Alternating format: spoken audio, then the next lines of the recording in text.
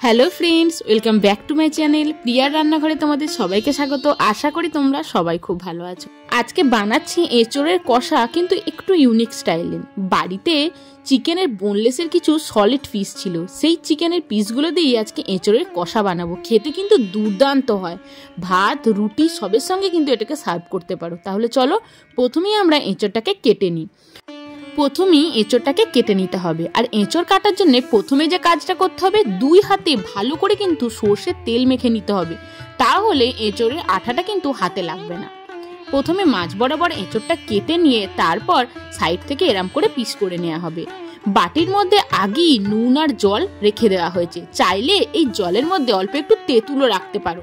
আমাদের এই এঁচোড়টার খুব একটা কিন্তু বেশি আঠা নেই, তাই আমি তেঁতুলটা দিইনি। মাঝখানের যে ভুতি অংশটাকে বলে সেটা কিন্তু ছাড়িয়ে ফেলে দিতে হবে, না হলে কিন্তু এঁচোড়টা খেতে ভালো লাগবে না আর সেদ্ধ হতে অনেক টাইম লাগবে।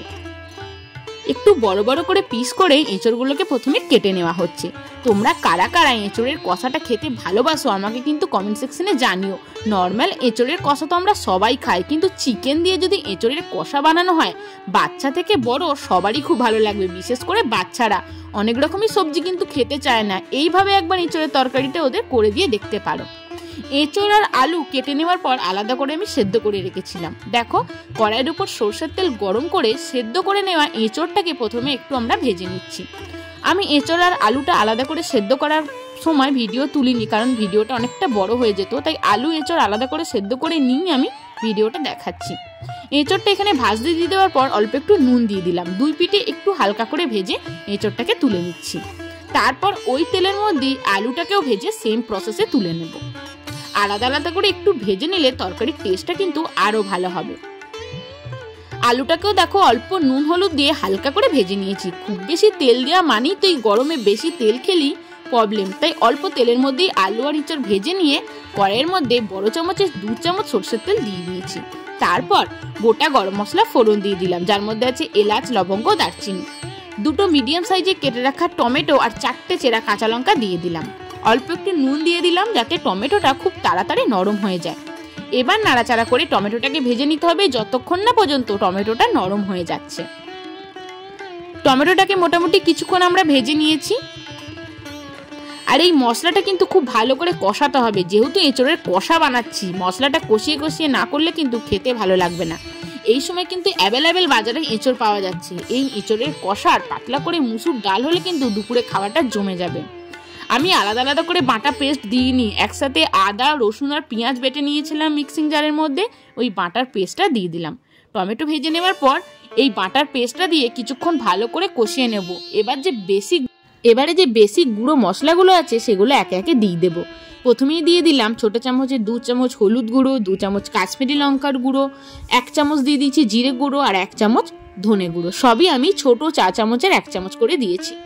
সব মশলা দিয়ে খুব ভালো করে কিন্তু আমাদের গ্রেভিটাকে কষিয়ে নিতে হবে। কষিয়ে কষিয়ে একদম লাল লাল করে নেব। যখন কড়াইয়ে লেগে লেগে আসবে বুঝতে হবে মশলা খুব ভালো করে কষানো হয়ে গেছে। ওইদিকে বোনলেস চিকেনটাকে নুন আর ভিনিগার দিয়ে একটু ম্যারিনেট করে রেখেছিলাম, এই কষানো মশলার মধ্যে বোনলেস চিকেনটা দিয়ে দিলাম। অনেকেই বাড়িতে চিকেন আনলে সলিড পিসগুলো খেতে চায় না, সলিড পিসগুলো আলাদা করে রেখে দিয়ে এইভাবে একবার এঁচোড়টা বানিয়ে দেখতে পারো। এঁচোড় দিয়ে তো চিংড়ি মাছ আমরা অনেকেই খেয়েছি, কিন্তু এঁচোড় দিয়ে এইভাবে চিকেন রান্নাটাও খেতে দুর্দান্ত হয়। চিকেনটা কষানোর পর অনেকটাই চিকেনটা সেদ্ধ হয়ে যাওয়ার পর এবারে ভেজে রাখা আলু আর এঁচোড়টা দিয়ে দেবো। যেহেতু আলু আর এঁচোড়টাকেও কিন্তু মশলার সঙ্গে কষাতে হবে, নাহলে প্রপার মশলা আলু আর এঁচোড়ের মধ্যে ঢুকবে না।